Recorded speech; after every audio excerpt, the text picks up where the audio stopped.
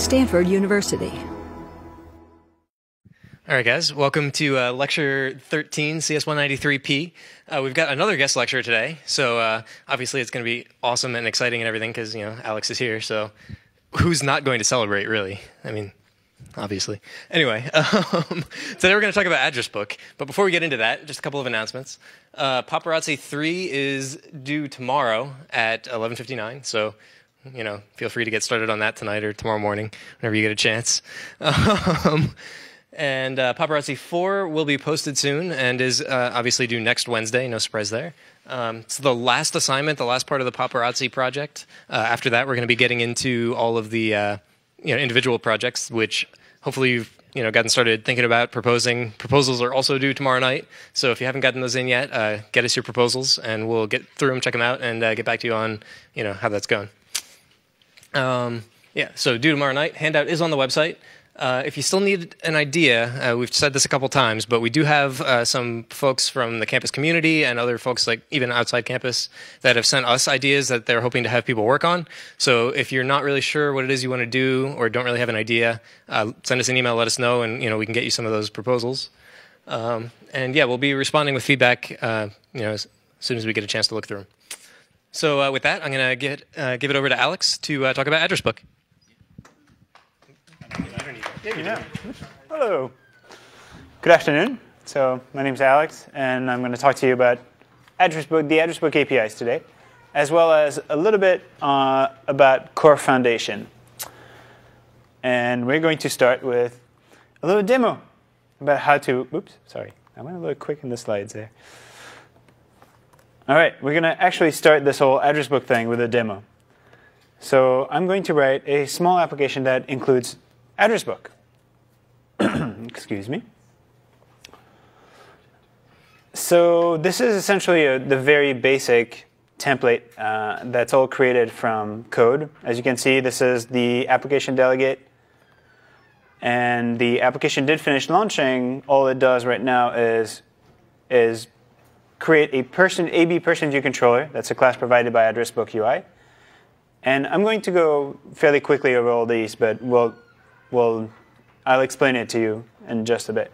So we create this person view controller and then put it as the root view controller of our UI navigation controller and release it. And then we had the view of the navigation controller to our window. And what we end up with is this beautiful little, quite useless view right there with a beautiful title. And so we have a little view and a photo that's not very useful. So I'm going to go back, and now we're actually going to do something slightly more interesting. So in here, I've got lots of code commented out, because I like to not write the code while I'm demoing. So all I'm going to do here is create a person, AB person create, set a couple of values, the first name, as you can see here, a first name, last name, and set that person. Let me actually move that aside. Totally not what I wanted to. So move that aside. Yeah, there we go. So we have a person. We're creating a person here, setting a couple of values, a first name and a last name, setting that person on the person view controller. What that does is slightly more interesting than before. Not that much, though. We have a name now. Excellent. And the last thing, which is probably the most interesting part, we're going to set this little property on there.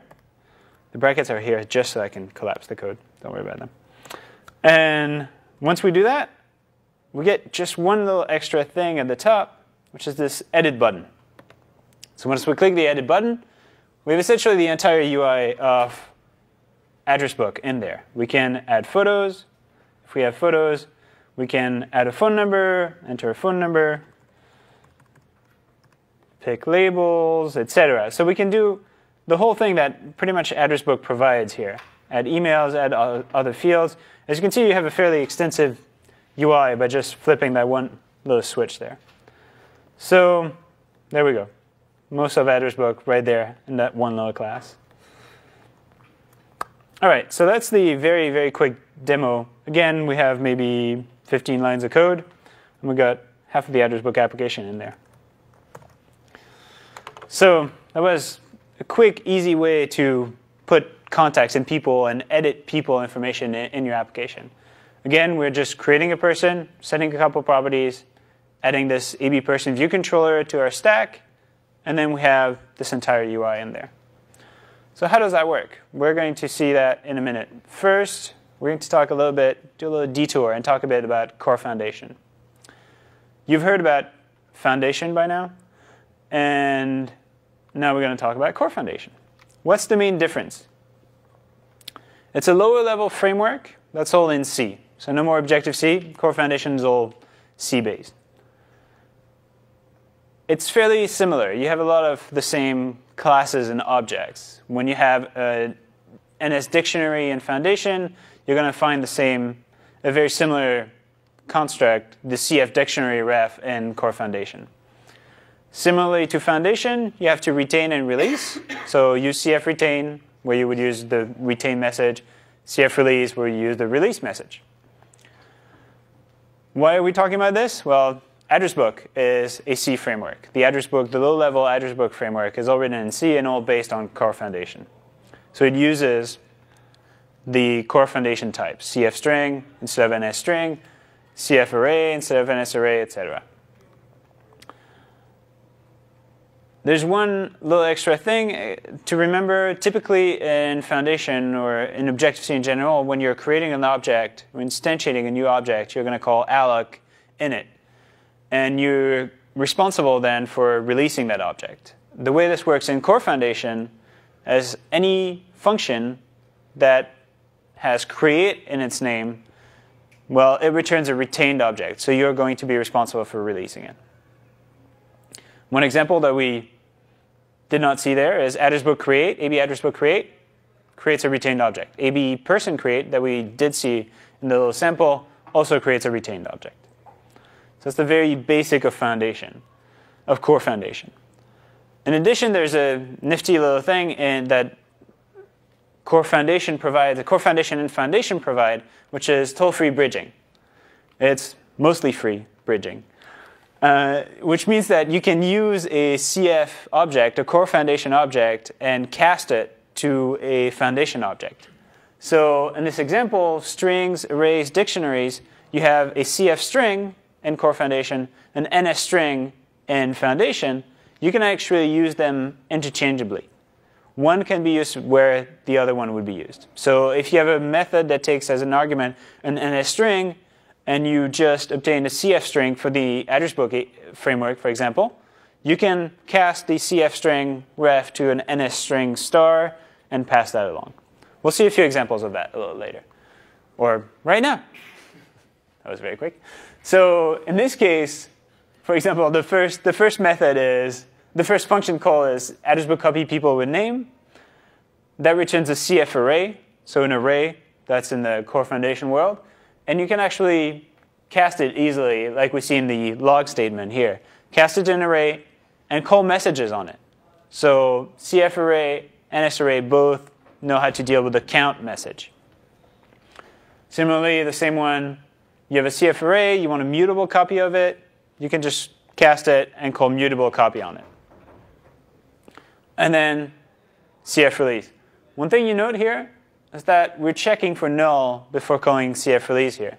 This is very important. CF objects, you cannot pass null to any of the CF functions. And the same is true for all the address book calls. So before you release the array, check that it's not null. Or cast it to an NS array and then call release on it if you really don't want to check for null. Oh, wait, I already explained all that. There you go. Check for null. We're just going to repeat it. Yeah, that's another thing. Nil typically is used in Objective-C. Null is used in CF. Technically, they're somewhat interchangeable, so you can do, you can use one or the other. By convention, we'll use null when in Core Foundation world, and we'll use nil in Foundation. Yes? Why isn't this framework in Objective-C? What's the reason for that? The question was, why is this framework not in Objective-C? And as I've told Josh, it's because Josh likes C, and we wanted to please Josh. That's a joke. There's a few historical reasons for it, and it's one of the sort of low-level frameworks, just like Core Graphics is also a C framework, address book. happens to be a C framework as well. Not saying that one day it won't be made in Objective-C, but can't guarantee that. So, all right. That's just a little example of, check for null. Again, check for null. If you don't check for null and pass null to a CF release, it will crash immediately. It'll be fairly easy to track down. So, yeah. Toll-free bridging, don't forget that. There are a bunch of things that are easier to do in Foundation than they are in Core Foundation, and vice versa. There's some things that are difficult to do in Foundation that just have functions available in Core Foundation. So don't forget, you can actually bridge one type to the other. All right, and with that, a little reminder of the toll-free bridging. You can cast one to the other. Easy. Even use auto-release. Oh yeah, that's something people do forget. You can call auto-release on your CF-created object. That works just fine as well. Typically, all the methods that are declared by NSObjects, NSObject can be called on the CF object directly. All right, with that, let's get back to address book and go do something a little more interesting than just the hello world of address book. So we're going to do social networking site, one of those sites with photo posting or one of those things. And what does that mean? We have people on the web. In this case, people who are posting photos. We have people on our iPhones or iPods. We want to actually take those two sets of people and sort of merge them and show one unified list for all the people. What does that entail? What are we going to have to do this? The first step is going to be downloading the people, downloading a list of people we have on the web. That is the first step, and that's also a step I'm not going to talk about because you've been talking about it. And by now, you should have a good idea of how to do it, hopefully, if they've done the job right. So the next step is to actually identify what people are matching between what we have on the web, what we've just downloaded, rather, and what we have on the phone. So that's step 2, which is actually going to be called step 1 throughout the whole thing. And that's searching. Then this data we're downloading from the web, we're actually going to update our local contacts with it. So we're downloading information, photos or URLs or a middle name that we don't have in address book. We're actually going to add this to the address book. So we're going to update the local records with the data from the internet. And finally, we're going to display that list of contacts. So how is that going to work? First step, again, step 2. Step 1, 2, I don't know. We're going to search. How do we search? We get the address book, and then we search. It's pretty easy. And there are 2 function calls for this. AB address book create, and then AB address book copy people with name. So in this case, we're only going to do matching on the name. So if I download Josh Schaefer from Flickr and have a Josh Schaefer in my address book, then we can match those 2. So the first thing we're going to look at here is the AB address book create and this AB address book ref in there. If anybody has any question, feel free to interrupt. So yes, So I was kidding. I didn't mean for you to interrupt. No. So are you creating a reference to the iPhone's main address book? You're not like building a new address book, right? This is right, and this is exactly what we're going to get into right now. So the address book we are creating. In this case, we're just calling AB address book create. That creates an instance of this object, AB address book ref, and that object is a new instance of something that lets you access the user's contacts on the phone. Meaning you can have multiple instances of that object, this AB object, but they will all access the central database with all the contacts. So that is where the AB address book ref is your starting point. You need that in order to get to any of the people, any of the groups, change any data or anything. So this is the first important step. Once you have an address book, the main focus here is people. So we need to actually get to a person. What is a person? The address book framework, it's this AB record ref. That's a record in the database. You're going to get a record. And that record is a lot of properties, a collection of properties. And those properties, they're things like first name, last name. You have a picture, you have a bunch of email addresses, etc. And yes, there's a link, a URL in the email field. Oops. So I'm talking about properties. What are those properties? There's a bunch of different types of properties. There's strings for first name, last name, typically, will be strings. For things like a birthday, you'll have a date. And then we have more complex data. For images, we have just an NS data or a CF data. And for addresses, street addresses, we have dictionaries that represent, the different parts of a street address, meaning the street, the city, the zip code, etc. All those different things are defined in the AB person header. So you can look at the header for the entire list of all the properties that are supported. The first kind of property we're going to talk about are the very, very simple ones. The first name, the last name, the birthday.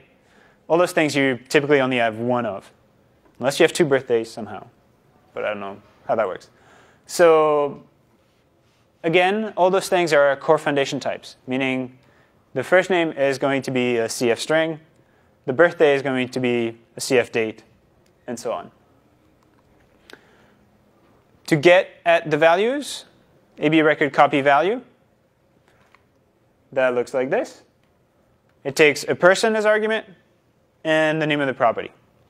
So it's this abstract function that lets you access any sort of data. You specify what property you want, the first name, the last name, the birthday, the notes, whatever you want, and you're going to get the value back. The different types of the different properties are also defined in the header. So look at the header, and you'll know what type you should expect from that property. In order to set values, there's a very similar method, AB record set value, very straightforward. In this case, we're setting the birthday, and all we're doing is creating a date, and then calling AB record set value, passing the person, the birthday, the actual new date. And there's an error parameter at the end. You can get, if for some reason it fails, some data sources like Exchange, for example, don't support quite the same set of data, quite the same amount of things that maybe MolMe supports. So depending on the source this record comes from, you might be able or might not be able to set that value. And that will be returned in the error. You'll know if it worked or not.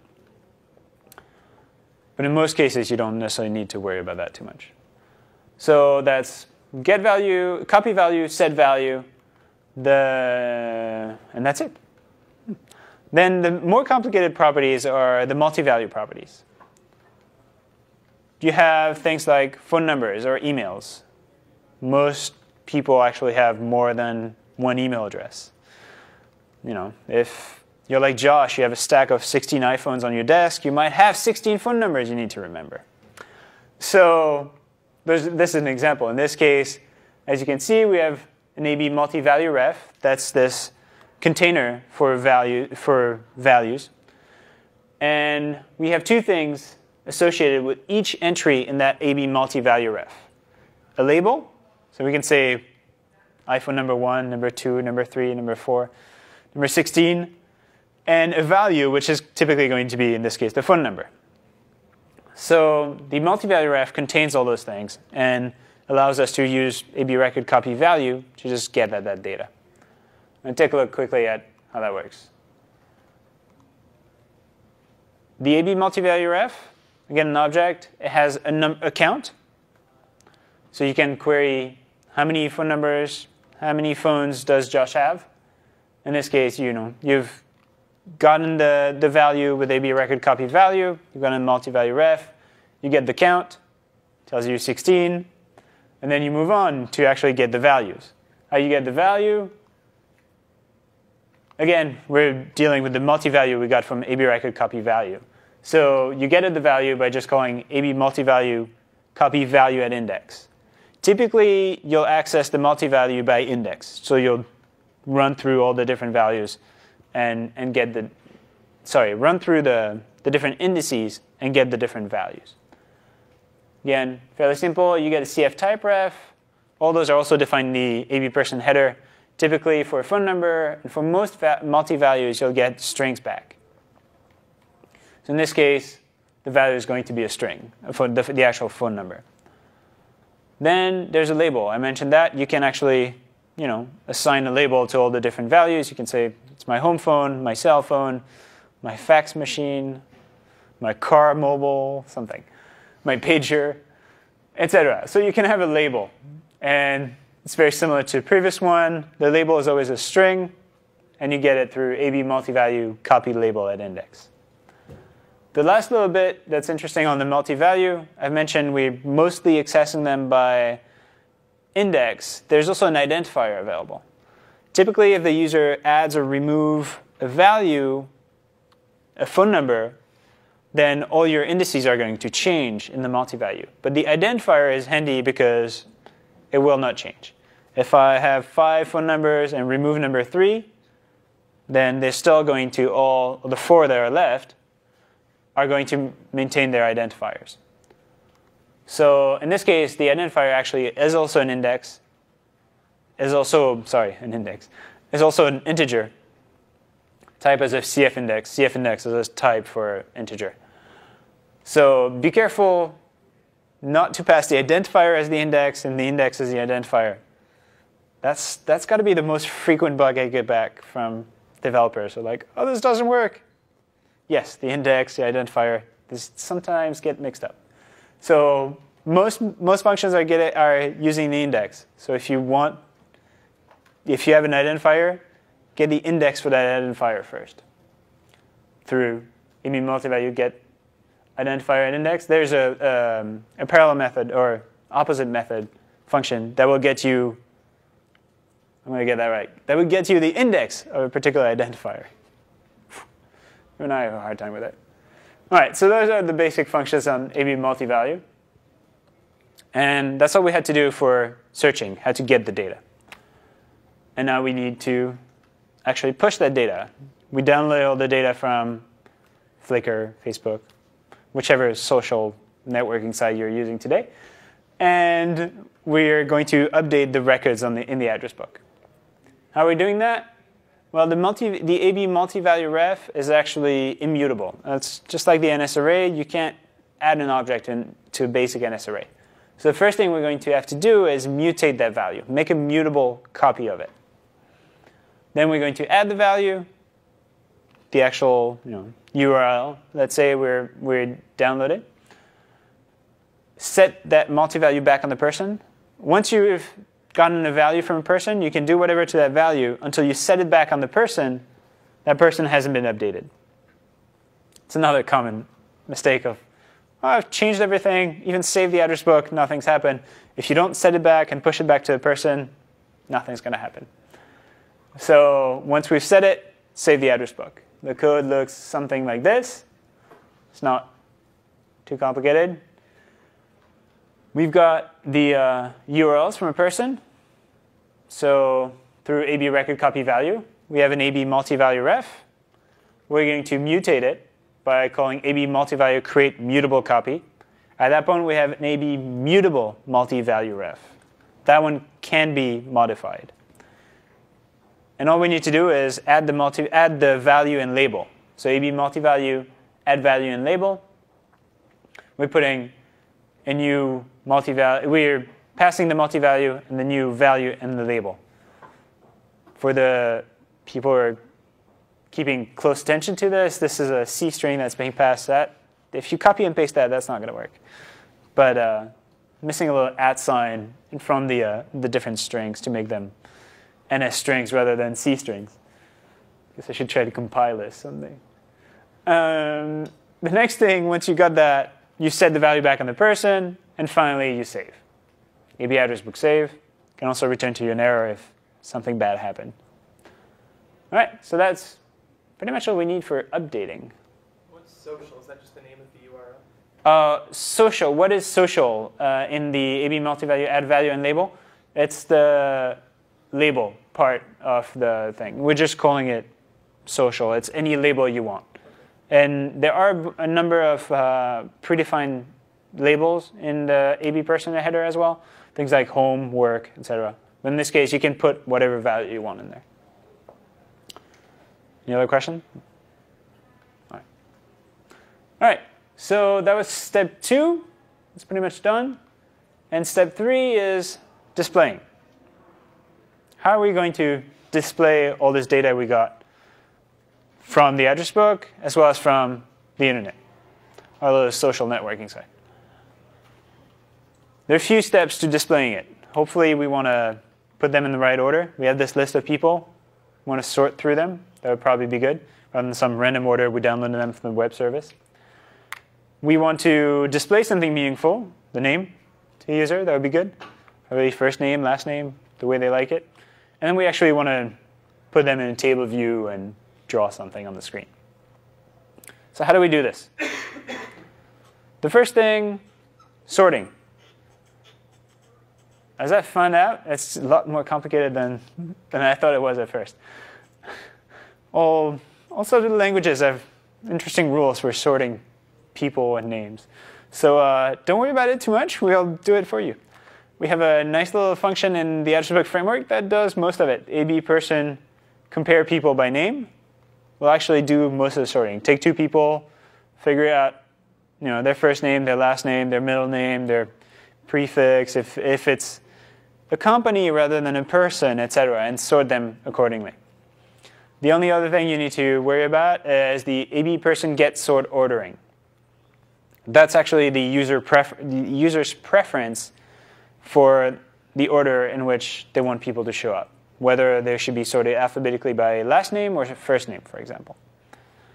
So those 2 functions should get you sorting the list fairly quickly. And that's how it's going to look. This is the core foundation version of it. Say we got an array of people. We have to make a range because that's the way the CF array sort works.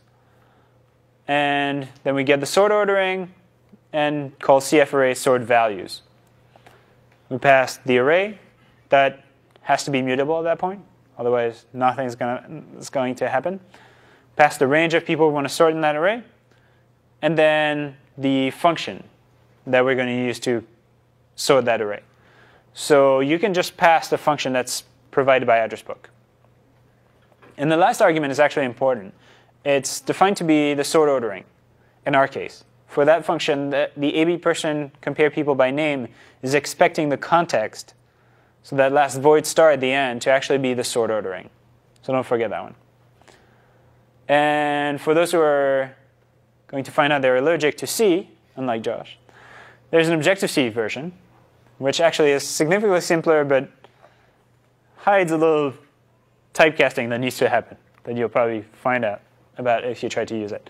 Here, there needs to be a little bit of typecasting before the AB person compare people by name.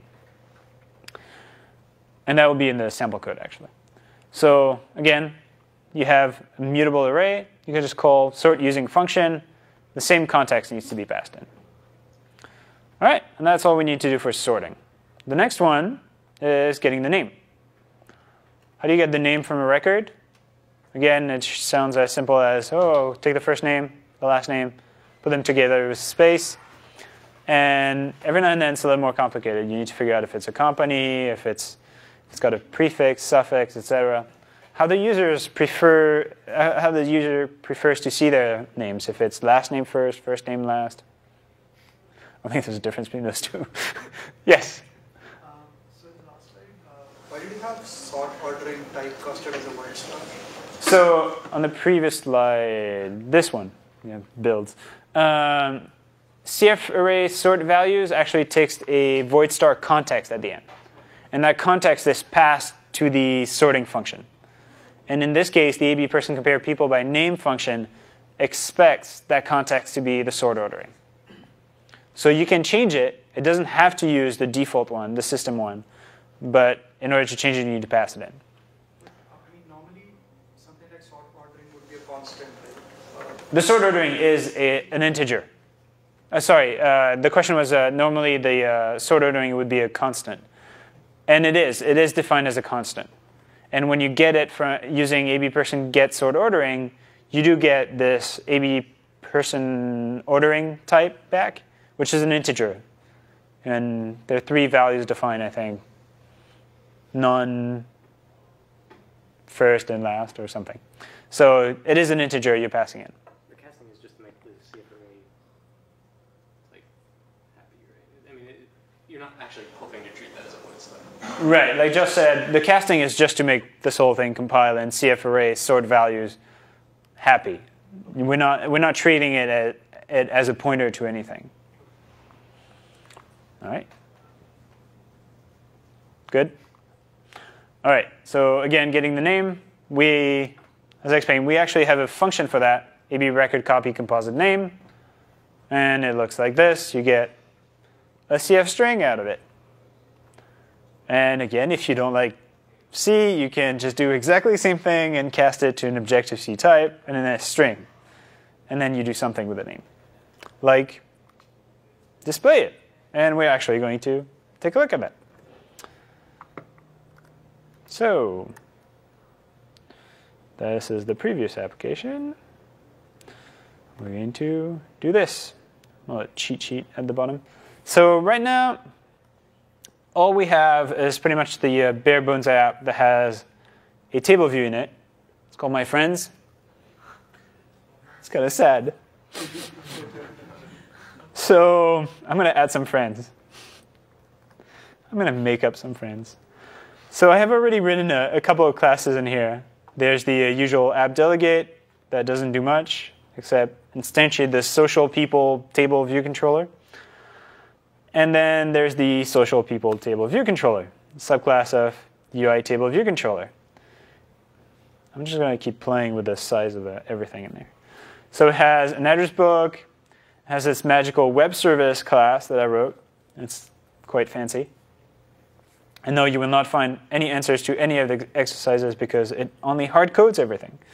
So, but the web service class vends me a couple of things, an array of web people. And all those web people are web persons. So they have a first name, a last name, and a URL. And yes, the whole source code fits in like a page and hard codes 5 people. So, all right, so that's all the classes in this little app. Back to the interesting one, the table view controller. It has a few interesting methods that we're going to look at. The first one is the people method. And that's used throughout to actually figure out a list of people to display. So what we're going to do in here is actually ask the web service to download the data, or rather to give us the data. So that's what we do. We get our web service, get our web people, and iterate over the different web people. The next thing we need to do is actually search for matches in the address book. And yes, I'm copying and pasting everything. It's nice. So we search for the people. Let me remove this little pane so we have a little more room for the code. We search for people. We build a full name. Right now, we're just going to put the 2 strings next to one another because that's how the AB address book copy people with name works. It takes a first name and last name. It can be partial first name and last name, and we'll actually find all the matching people in the address book. So we take the web person's first name, the web person's last name, put them in a string, and then pass that to address book and ask for anyone who matches. Again, you see other examples of casting CF string and NS strings. It's all a happy family. So we've gotten matches from address book, hopefully.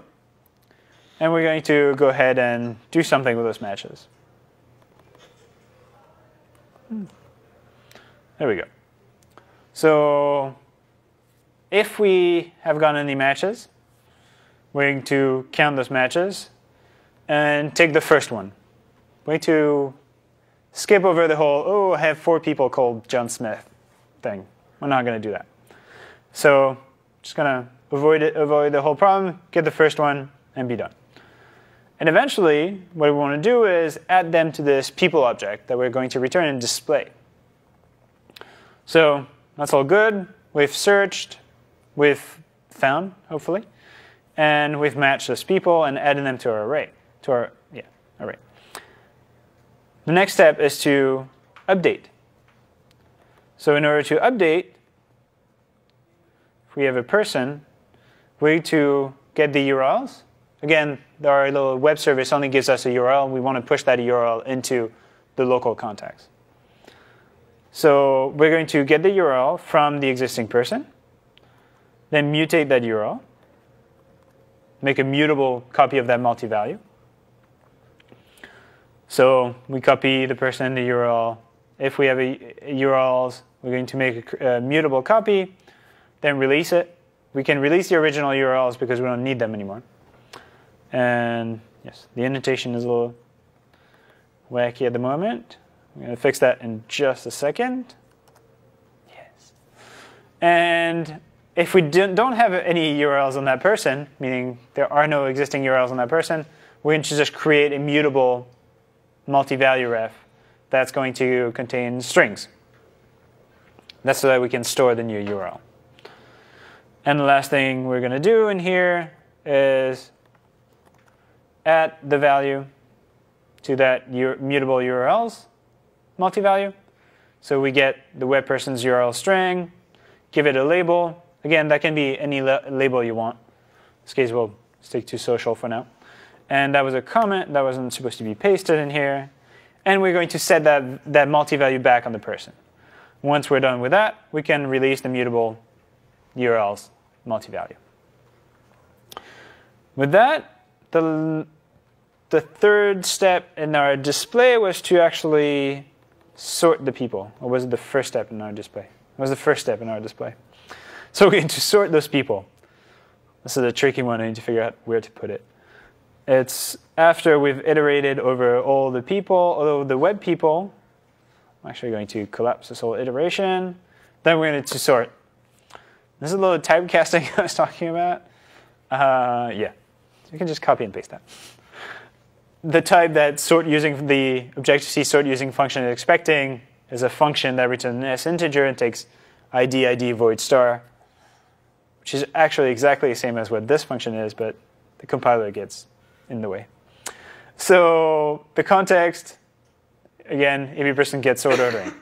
So that will get us to actually download the list, update the local people, sort them, and we're good. The next thing we need to do is actually display them. And for that, we're going to go to a little method that's probably familiar, the self-forward index path. And all we're going to do is get the person for that row and take its name and display that as the text for the cell. So this is all this is doing. We're creating a cell if we didn't get one. Actually, this is wrong. Josh, you didn't even correct me on this. If we don't have a cell, we're going to create one, and then get the person at an index, get that person's composite name, set it as the text on the cell, and then release the name. All right, with all that, we should be able to build and run. Oh, set text is deprecated. Nice. Was it text label? There we go. Set text is deprecated, but text label, the text is not. Nice. See that I've updated this recently. All right, now we have 2 friends. That's better than 0. Not quite right, though. There's one thing we didn't do in here. We're only adding to our people's array the people we found in the address book. But there are people who are available on the web service, and I know for a fact that I hard-coded 5 people in there. There are people in the web service that are not in my address book. So we can go back to our cute little iteration here. If we didn't actually find a person in the address book that matches, we can actually just make one up. So this is what we're going to do here. Ooh, end of first part. All right. So person, if we don't have a person, excuse me, is that right? I messed up the whole indentation now. All right, that's going to be it somehow.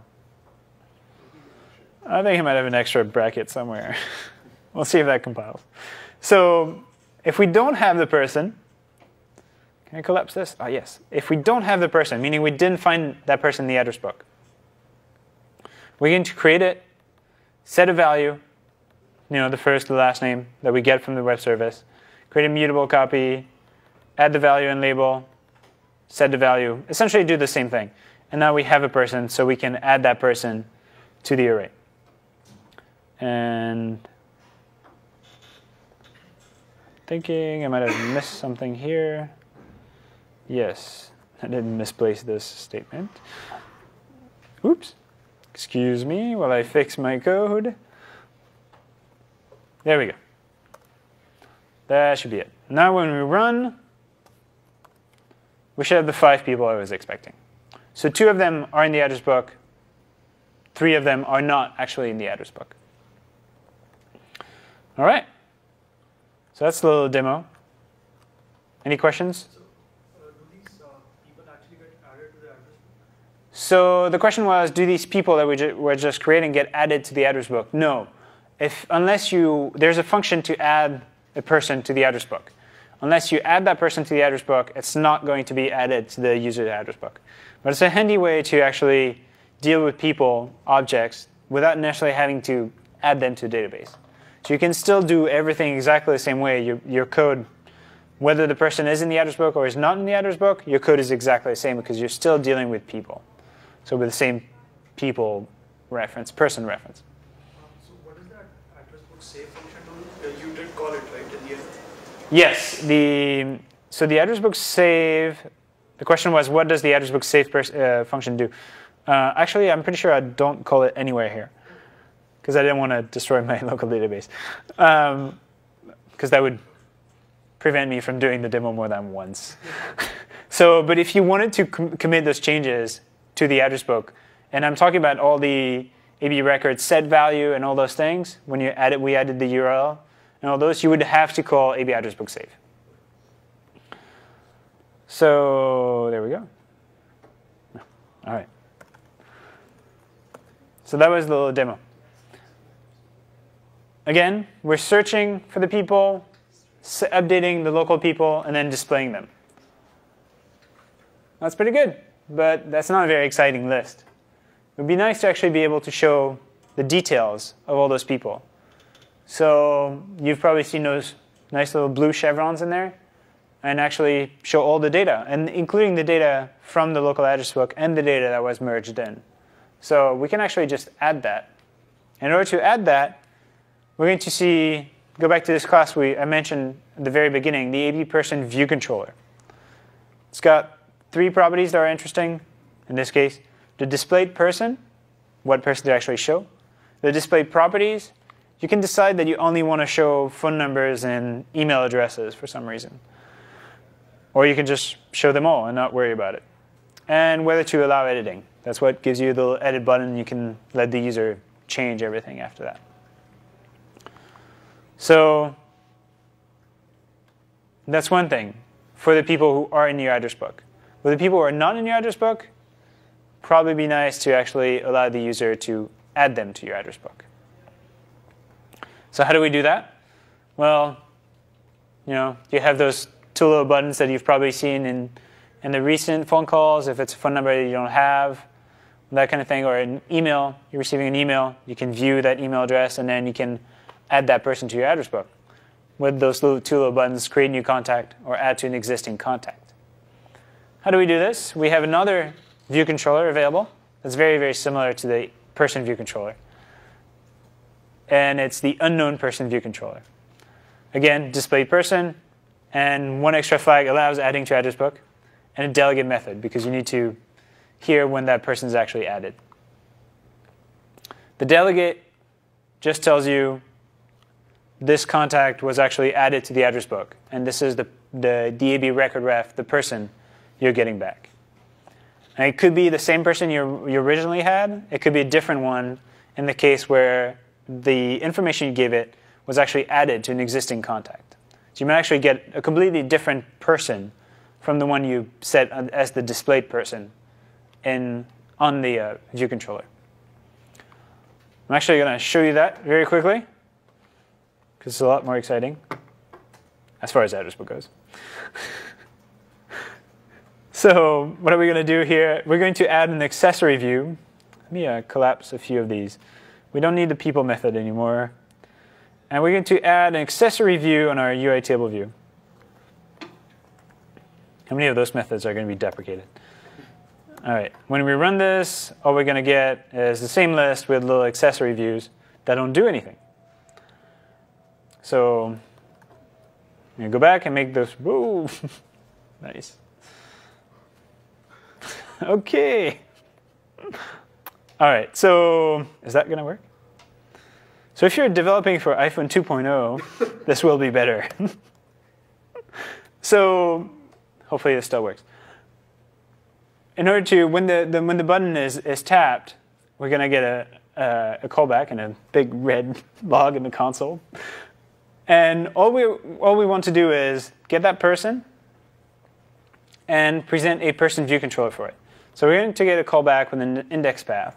We're going to get that person's record ID. And this is not something I've talked about, but every record has a record ID. If that record is not in the address book database, it's going to have an invalid record ID. If that person is in the address book database, it will have not the invalid ID. So it'll have some record ID. So the next thing we do is create a person view controller, set the displayed person, allow editing, because why not? And then we push that view controller onto the navigation controller stack. And then we're done with that person view controller, so we can release it. So that's good for people we know. For the unknown people, because we want to allow the user to add them to the address book, we're going to use the other view controller, the AB unknown person view controller. And the process is very, very similar. We're going to create one, set the displayed person, allow adding to address book, because why not? And then push that view control in the stack. When we run this, we have our little buttons. John Appleseed is on the web service. So I get all of John Appleseed's information. And not only the information from the web service, which is only the first name, last name, and the URL, as you saw in my beautiful hard-coded classes, but also all the information from the local address book, the phone numbers, etc. And then Adrian is not on my address book, but is in the web service. So now I get an unknown contact. I'm allowed to create new contacts. So I can create a new contact from there. I can add him to an existing contact, etc. I can navigate the groups and do all those things that you would expect to do. Again, with fairly small amount of code in there. The person view controllers offer quite a bit of functionality in them. So when you add him to an existing contact, obviously the existing contact has a different name. So is it just adding the URL to that contact? So the question was, when you add that person to an existing contact, what happens with the names and the fields that are already there? As much as possible, we try to merge all the data for you. So any missing information will be added, meaning if they have the same name, the name should not be added.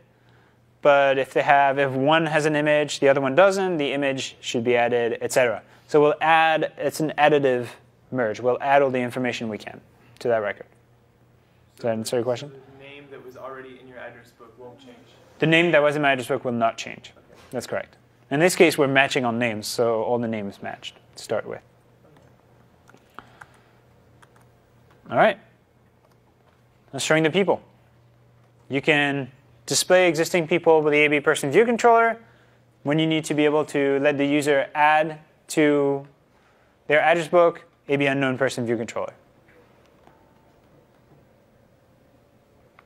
That's another topic. What happens when your download takes too long or the search takes too long because you have 155,000 contacts in your address book? And I've had that somehow, somebody using the address book with 150-some thousand contacts. So what if it takes too long to search? Because at that point, it will take a little while to search the contacts database. Well, you can use threading. You can use NSThread, pthread if you really want, if you're really courageous. And you can do things in the background. So you can put that search in the background. What does that imply for address book? Well, there's something that's very important to remember if you need to do things in the background in the address book. You cannot use the same address book instance on both threads. It's very similar to what core data does, where you cannot use the same manage object context in two different threads at the same time. So the AB address book, you create a new instance of the AB address book. And this is why you're allowed to create as many instances of AB address book as you want, and they all go back to the same database. What this also means is that you cannot pass people between threads. If you have an AB record that you got in the background thread that's searching, you cannot pass that AB record back to the main thread and use it there. Or rather, you cannot pass that record back and use it in both places. Terrible things will happen.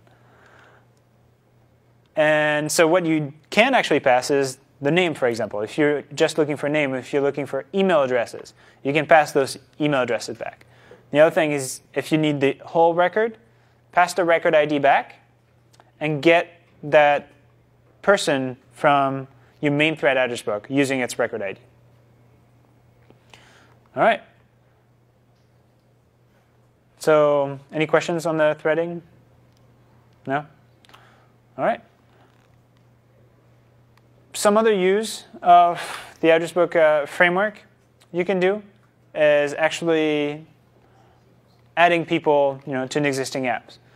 And there are a few interesting classes to do this.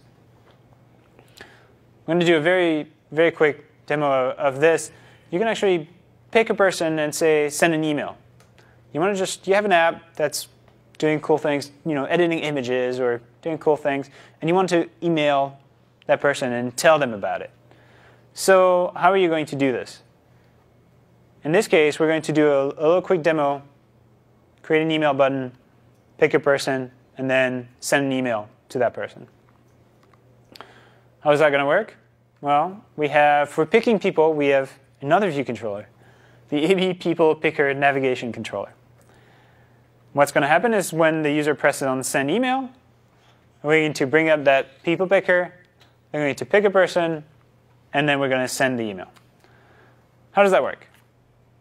You have this new navigation controller type, you present it, and then you implement the delegate. And that's pretty much all you need to do.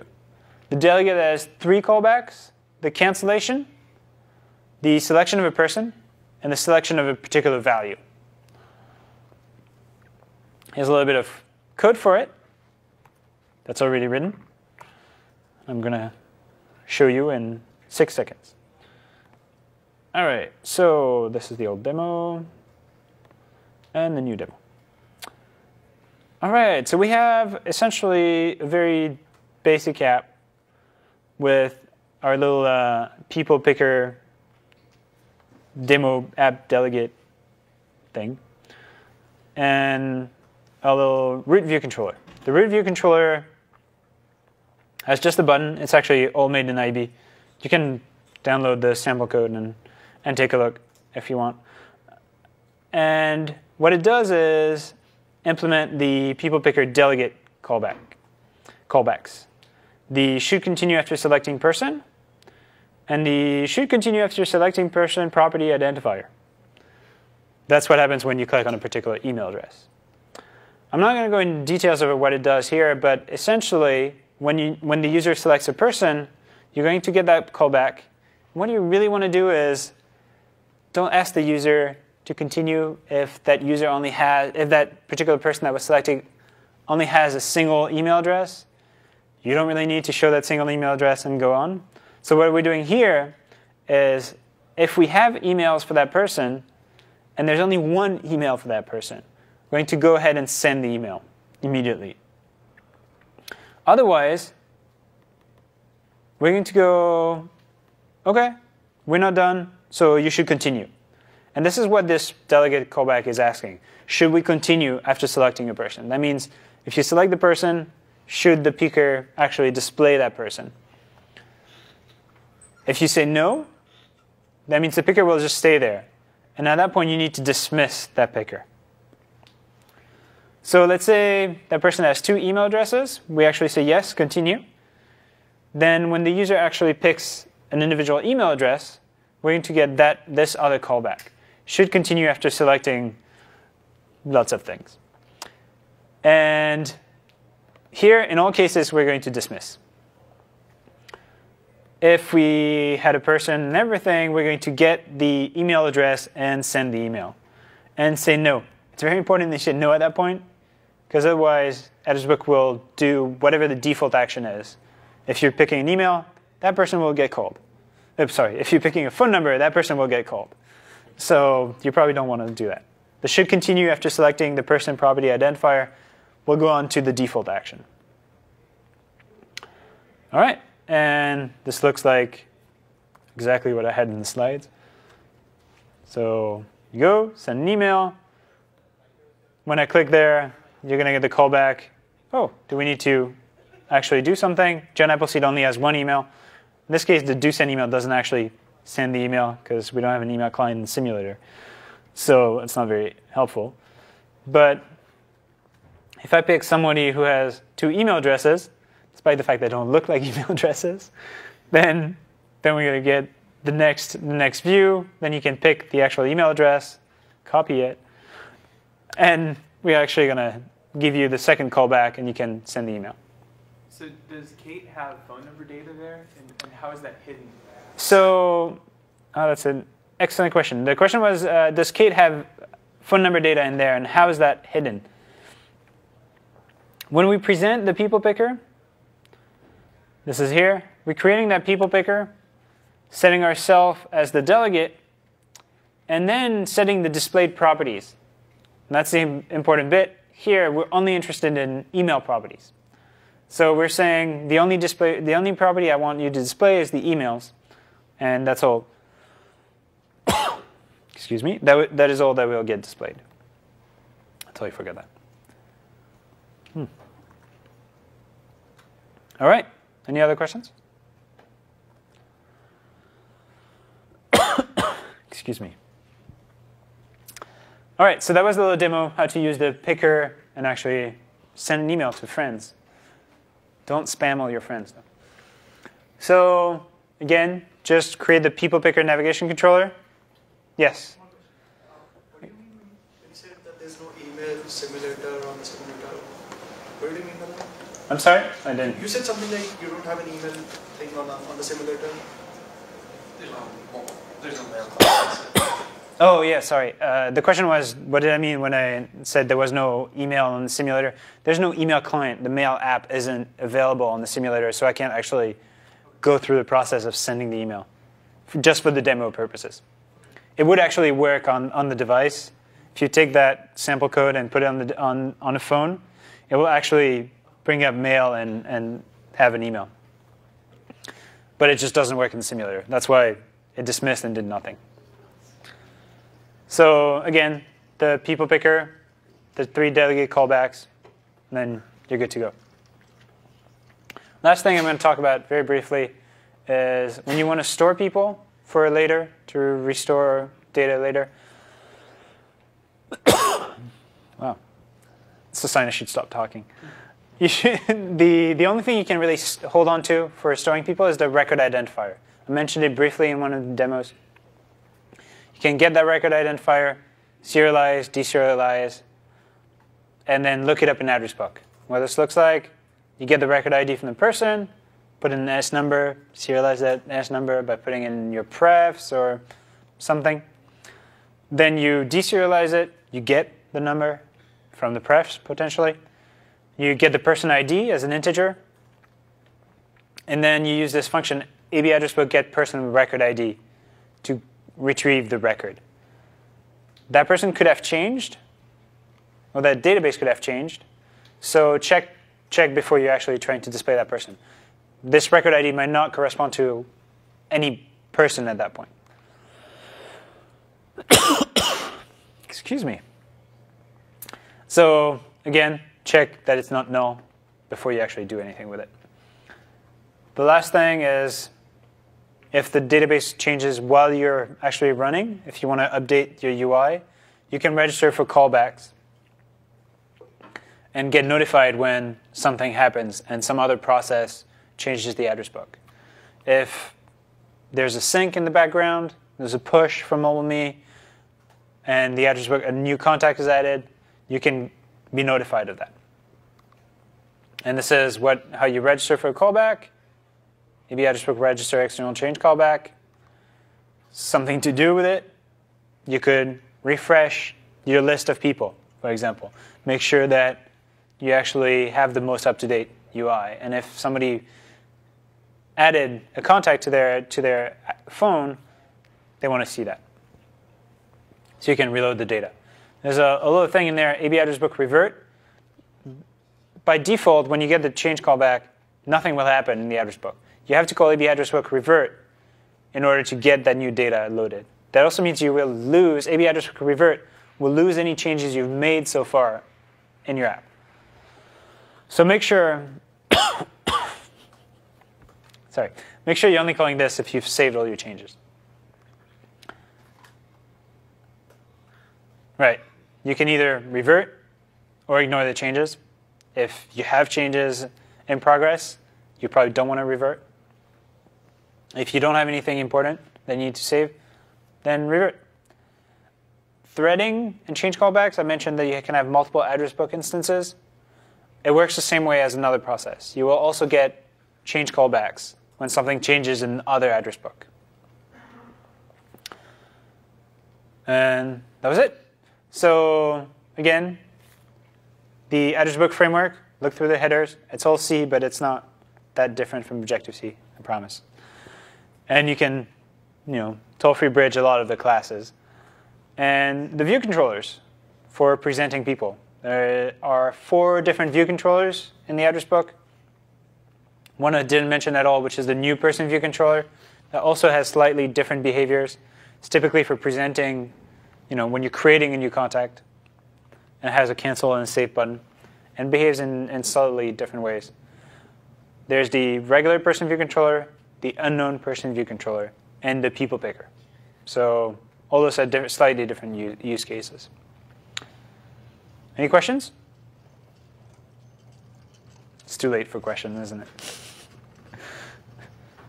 Questions? Still no. All right. Thank you very much.